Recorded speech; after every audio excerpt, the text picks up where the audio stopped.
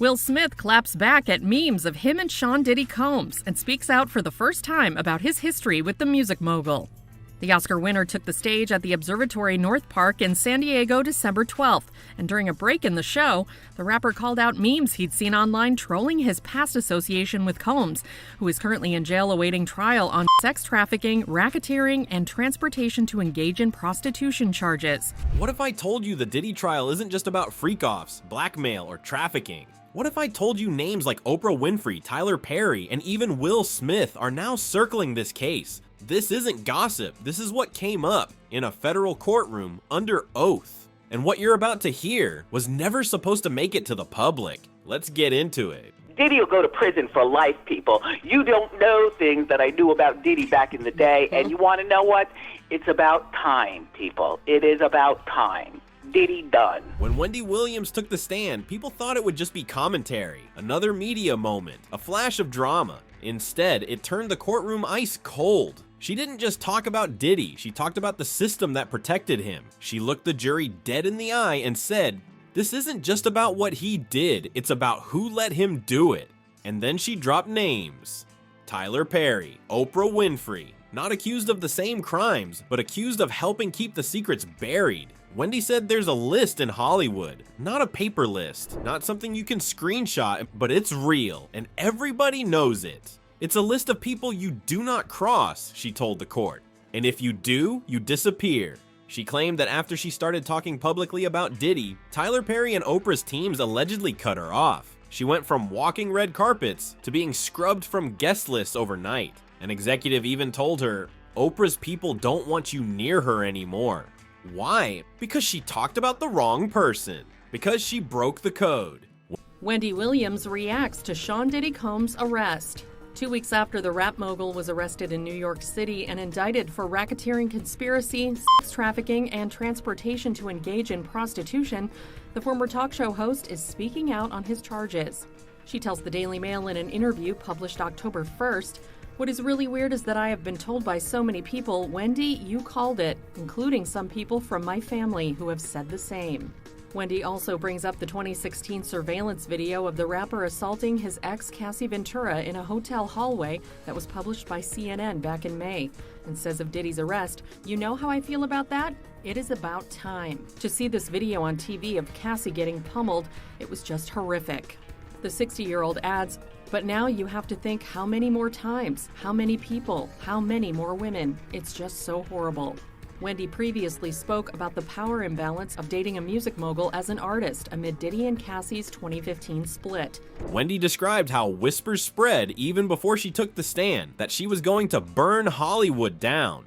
She said she'd received veiled warnings from old friends, people in the industry who told her she was making herself a target, but Wendy claimed she had nothing to lose anymore, that she had already paid the price. Now let's talk about Will Smith. No, he hasn't been subpoenaed. No, he hasn't testified. But his name? It's surfacing in some wild ways. People online are digging up old footage, interviews, even rumors from years ago, connecting dots. Remember when Wendy suggested there were industry parties with underage girls, NDA contracts, and high-powered guests? She never said names directly on air, but now, under oath, she hinted that some of the people we consider untouchable were present or aware of what was going on. And one of the names circulating in private testimony? Will Smith. Again, there's no proof he was involved in anything illegal. But in this trial, guilt isn't always about what you did. Sometimes it's about what you ignored. The internet has exploded with theories. Fans are revisiting old award show footage, charity events, red carpet appearances, looking for who was in the room, who stayed silent. Wendy told the court she received an email accidentally forwarded from a PR firm handling damage control for both Bad Boy and Tyler Perry Studios. The subject line? Managing optics. Wendy, Puff, Tyler. No context, no thread, but that one line says everything. Damage control, image protection, and a clear link between names you'd never expect in the same email. It suggests there was a plan, a coordinated PR effort to bury stories, silence whistleblowers, and blacklist people like Wendy who wouldn't play the game. And if a PR firm was involved in protecting multiple high-profile clients at once, then who else was getting the same protection? Wendy described the industry like a tower, built on power, NDAs, and fear. "You see one man," she said, pointing at Diddy, "but behind him is a tower, a structure of silence, and every time someone tried to speak, that tower crushed them."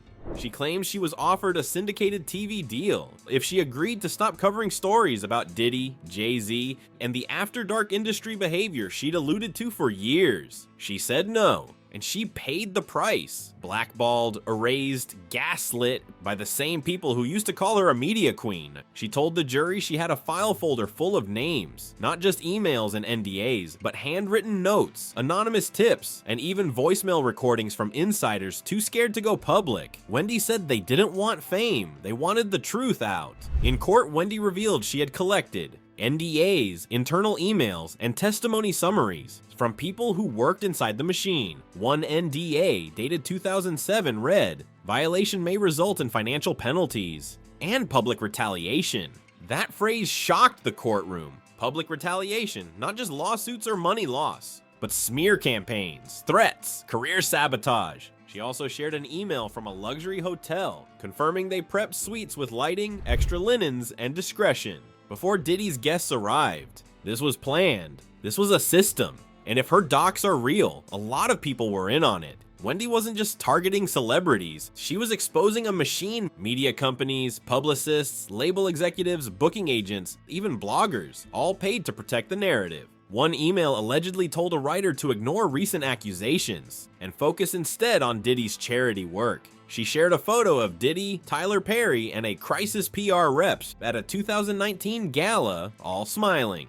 They were smiling, Wendy said, while women were being paid to shut up, and others were getting destroyed for refusing to sign. She told the jury she too was offered an NDA. They said she could have a syndicated TV deal if she just moved on. If she stopped talking about what she knew, she said no, and she paid the price. The silence they bought, she said, cost others their freedom, their peace, their truth, and now it's all unraveling, one NDA at a time.